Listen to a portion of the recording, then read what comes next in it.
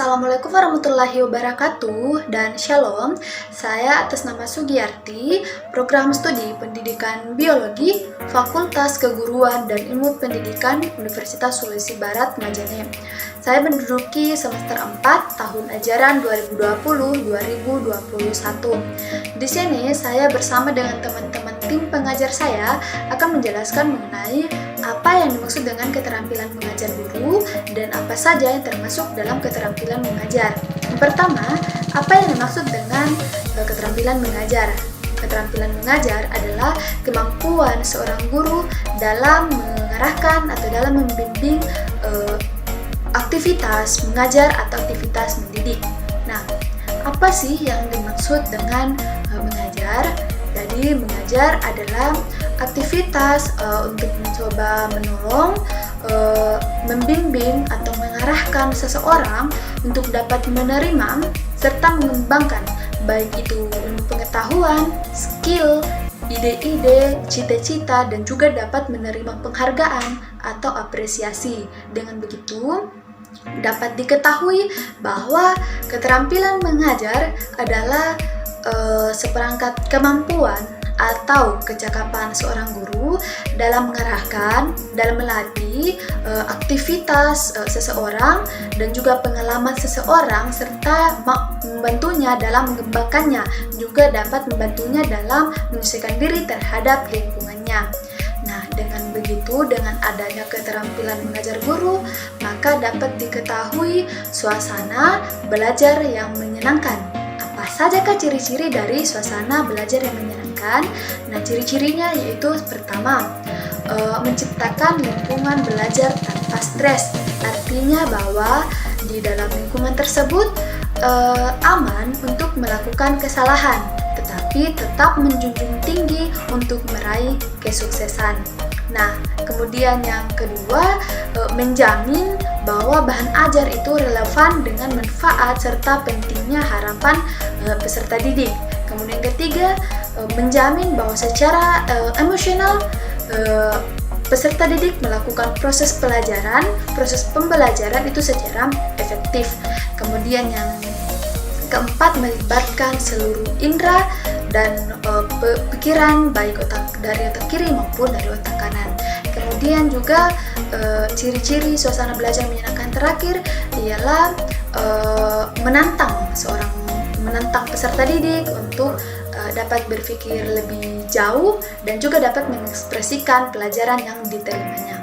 Nah, kemudian yang kedua, apa sajakah yang termasuk dari keterampilan mengajar? Nah, ada beberapa komponen keterampilan mengajar. Nah, yang pertama adalah keterampilan dalam membuka dan menutup pelajaran. Nah, pertama, keterampilan membuka pelajaran.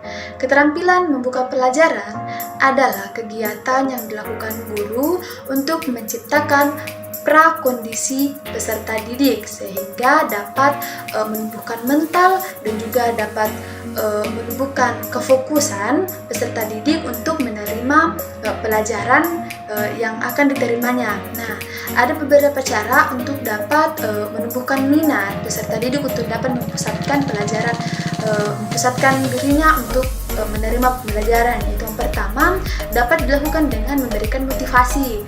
Nah, memberikan motivasi itu dengan menyesuaikan materi-materi yang diminatinya. Kemudian dapat juga melalui gaya mengajar seorang guru. Kemudian dapat melalui alat bantu dalam proses belajar mengajar. Kemudian juga melalui variasi metode proses belajar mengajar yang digunakan oleh guru. Nah, dengan demikian dapat memudahkan serta dapat membuat siswa untuk fokus terhadap mata pelajaran yang akan diterimanya. Kemudian, kemampuan dalam menutup pelajaran adalah kegiatan yang dilakukan guru untuk menutup inti pembelajaran. Nah, di sini dapat diketahui bahwa seberapa besar tingkat yang diterima oleh siswa atau seberapa besar kemampuan yang diterima oleh siswa dalam pelajaran tersebut.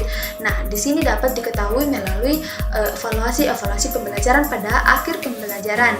Nah, kemudian dapat juga diketahui bahwa kesuksesan apakah suksesnya atau tidaknya seorang guru dalam mengajar. Nah, disitulah mengapa perlu ada keterampilan dalam bentuk pembelajaran. Nah, kemudian keterampilan yang kedua adalah keterampilan menjelaskan. Nah, keterampilan menjelaskan adalah keterampilan untuk menuturkan secara lisan mengenai bahan ajar yang akan disampaikan kepada peserta didik itu secara sistematik dan secara terencana, sehingga dapat mudah dipahami oleh peserta didik bahan pelajaran yang akan diterimanya. Nah, mengapa keterampilan dalam menjelaskan itu sangat penting? Karena terkadang seorang siswa dapat berpengaruh besar ketika dia menerima penjelasan. Nah, itulah kenapa keterampilan mengajar itu dapat mempengaruhi seorang siswa, sehingga terkadang seorang siswa itu menuruti apa yang dikatakan oleh seorang guru. Nah, dan juga seorang siswa itu dapat mempercayai bahwa apa yang disampaikan dan apa yang dikatakan oleh seorang guru itu benar. Nah, seperti menyampaikan ide atau menyampaikan pendapat, fakta-fakta, dan juga misalnya menyampaikan definisi. Nah, itulah mengapa perlu ada keterampilan dalam menjelaskan. Nah, keterampilan-keterampilan selanjutnya akan dijelaskan oleh teman-teman dari tim pengajar saya. Assalamualaikum warahmatullahi wabarakatuh. Hai teman-teman, apa kabar semuanya? Perkenalkan, nama saya Kak Herawati, NIM H03195505. Saya sekarang sudah semester 4 tahun ajaran 2020-2021. Prodi Pendidikan Biologi, Fakultas Keguruan dan Ilmu Pendidikan Universitas Sulawesi Barat. Baik, di sini saya akan melanjutkan materi keterampilan dasar mengajar guru yang sebelumnya dijelaskan oleh Saudari Sugiyarti, yang dimana kita sudah tahu tadi, yaitu yang pertama, seorang guru harus memiliki keterampilan dalam membuka dan menutup pelajaran. Yang kedua, yaitu seorang guru harus mampu menjelaskan materi yang diberikan kepada siswa atau peserta. Baik, selanjutnya lanjutan dari materi keterampilan dasar mengajar guru, yaitu yang pertama, seorang guru harus memiliki keterampilan dalam bertanya. Keterampilan bertanya yang dimiliki oleh seorang guru maupun calon guru memegang peranan penting dalam proses pembelajaran.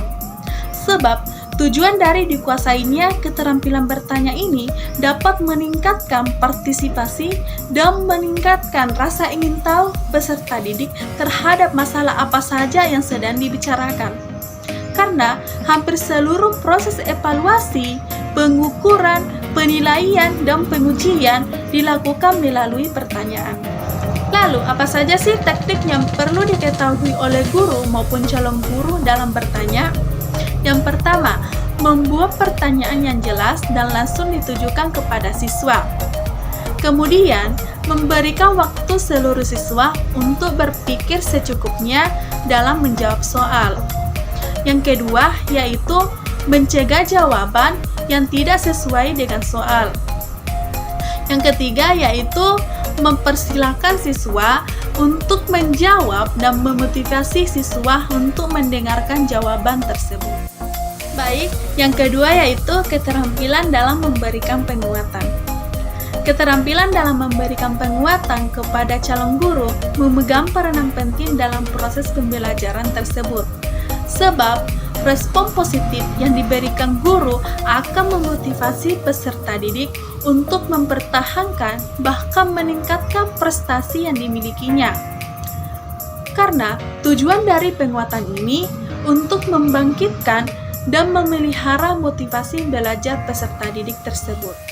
Keterampilan dasar mengajar selanjutnya yang harus dimiliki oleh guru maupun calon guru adalah keterampilan guru dalam mengadakan variasi pembelajaran. Melakukan variasi yang dimaksud di sini yaitu melakukan variasi dalam mengajar. Karena dalam mengadakan variasi pembelajaran dapat menghilangkan kebosanan pada siswa, meningkatkan minat dan keinginan tahuan siswa, melayani gaya belajar siswa yang beragam, serta meningkatkan kadar mengaktifkan siswa. Karena dengan bervariasinya pembelajaran dapat membuat siswa lebih nyaman berpikir, tidak lagi bosan dengan kegiatan pembelajaran yang sebelumnya dilakukan dengan metode atau cara itu-itu saja. Baik, itulah yang bisa saya sampaikan mengenai keterampilan dasar mengajar guru. Lebih dan kurangnya mohon dimaafkan. Assalamualaikum warahmatullahi wabarakatuh. Baik, di sini saya akan melanjutkan mengenai apa-apa saja keterampilan dasar mengajar guru. Nah, yang keenam yaitu keterampilan dalam membimbing diskusi kelompok kecil. Nah, dengan adanya keterampilan seperti ini, peserta didik bisa berpartisipasi secara aktif dengan baik. Nah, melalui diskusi kelompok kecil ini diharapkan siswa bisa berpikir secara kritis dan mampu mengungkapkan pikiran dan perasaannya dengan baik. Nah, dengan adanya diskusi kelompok kecil ini, maka siswa dapat mengungkapkan pendapatnya, berbicara dengan baik, sopan santun dalam mengajukan perbedaan pendapat, serta mengerti interaksi yang namanya interaksi sosial. Nah, yang ketujuh yaitu keterampilan dalam mengajar kelompok kecil dan mengajar perorangan. Nah, penggunaan kegiatan kelompok kecil dan perorangan ini sebagai variasi dari kegiatan klasikal akan dapat mengurangi kelemahan kegiatan klasikal itu sendiri. Nah, di samping memantapkan dampak positif yang ditimbulkannya, yaitu kebiasaan melakukan interaksi sosial pada kalangan yang lebih luas, serta kesadaran akan adanya keterbatasan dalam usaha memenuhi yang namanya kebutuhan. Dan yang terakhir yaitu guru dalam mengajar perlu yang namanya keterampilan dan mengelola kelas. Nah, guru perlu menciptakan dan memelihara kondisi belajar yang baik dan benar. Nah, serta keterampilan guru untuk mengembalikan kondisi belajar yang optimal. Terima kasih. Hanya itu yang dapat kami sampaikan. Saya ucapkan assalamualaikum warahmatullahi wabarakatuh.